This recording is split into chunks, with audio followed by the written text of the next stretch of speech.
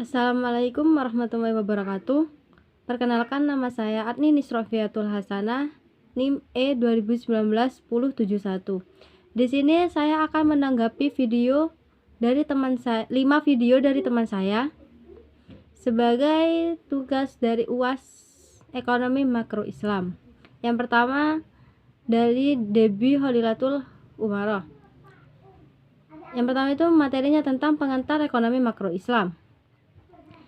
Apa sih ekonomi itu? Ekonomi atau ilmu ekonomi yaitu ilmu yang mempelajari keseluruhan dan menjelaskan tentang perubahan ekonomi yang mempengaruhi masyarakat, perusahaan, dan pasar. Selanjutnya itu ekonomi makro Islam, yaitu ilmu yang membahas tentang perilaku setiap konsumen dan perusahaan serta menentukan harga-harga pasar dan kuantitas faktor input barang dan jasa yang diperjualbelikan dalam suatu perusahaan. Dalam ekonomi makro Islam itu terdapat 3 bagian. Yang pertama, ekonomi deskriptif. Apa sih ekonomi deskriptif itu? Ilmu yang mempelajari secara apa adanya kehidupan ekonomi dalam suatu daerah atau negara pada masa-masa tertentu.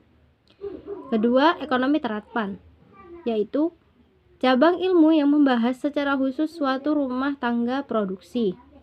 Yang ketiga, ekonomi teori, ilmu yang membahas tentang segala yang timbul sebagai akibat dari manusia dalam suatu usaha meningkatkan kesejahteraan masyarakat.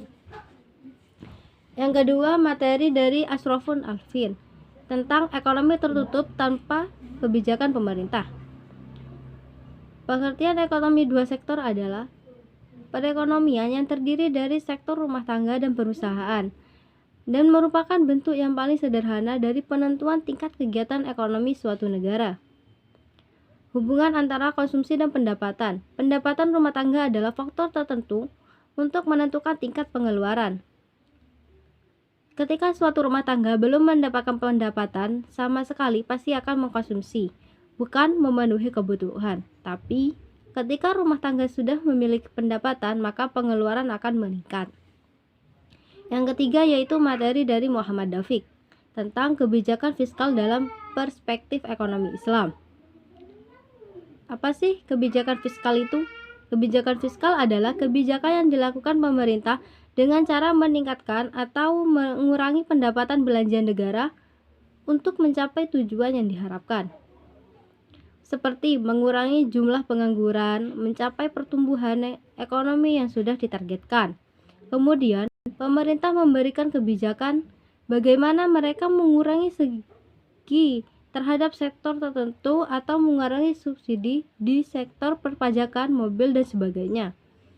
Intinya, pemerintah melakukan kebijakan untuk mendapatkan atau mengurangi pendapatan. Tujuannya untuk meningkatkan perekonomian yang baik dan mencapai tujuan ekonomi yang diharapkan.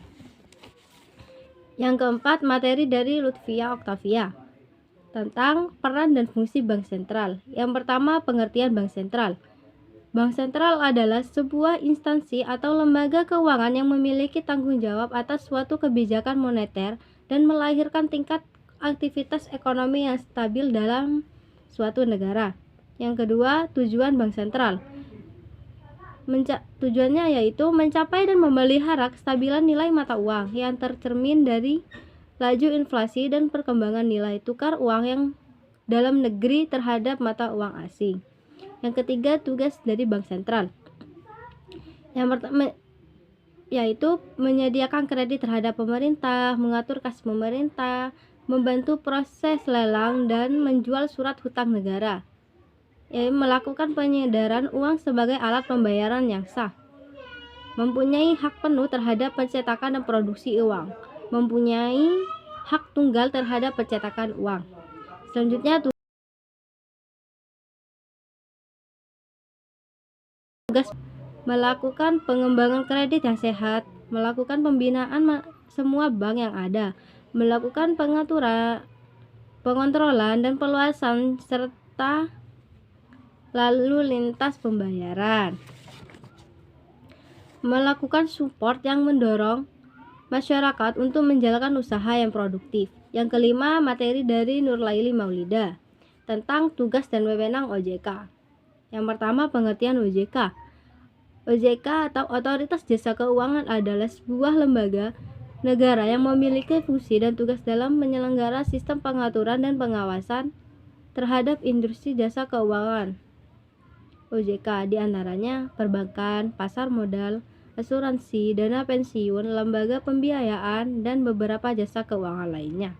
Yang kedua, asas-asas OJK, yaitu yang pertama asas independensi, asas kepastian hukum, asas kepentingan umum, asas keterbukaan, asas profesionalisme, asas integritas, dan asas akuntabilitas. Selanjutnya, tugas dari OJK, yaitu mengatur dan mengawasi kegiatan jasa keuangan baik di sektor perbankan maupun non-bank.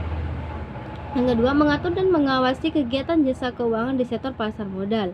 Selanjutnya, mengatur dan mengawasi aktivitas jasa keuangan di sektor asuransi, dana pensiun, lembaga pembiayaan, dan lembaga keuangan lainnya.